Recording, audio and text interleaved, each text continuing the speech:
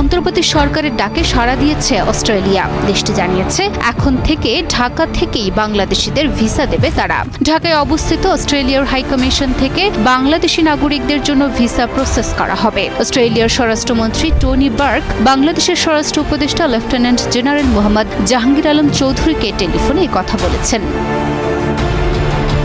এদিকে প্রতিশোধ নিতে গিয়ে আধিপত্য হারাচ্ছে ভারত। এতদিন 151টি দেশের দূতাবাস থাকার কারণে ভারত ছিল বাংলাদেশের জন্য একটি গুরুত্বপূর্ণ ট্রানজিট পয়েন্ট। বাংলাদেশের শিক্ষার্থী ও কর্মীরা ভারত হয়ে ইউরোপ আমেরিকায় যেত। এর ফলে ভারতের পর্যটন ও ভিসা খাত ছিল জমজমাট। কিন্তু ভিসা বন্ধ করে ভারত নিজেই লস গুনছে। তাছাড়াও ভিসা বন্ধ করে দিয়ে বিশ্বের কাছে হীনমন্যতার পরিচয় দিয়েছে ভারত। বিশ্লেষকরা বলছেন, কুটচাল এবং হীনমন্যতার কারণে ভারত উপমহাদেশের নেতৃত্ব দেওয়ার যোগ্যতা হারিয়েছে।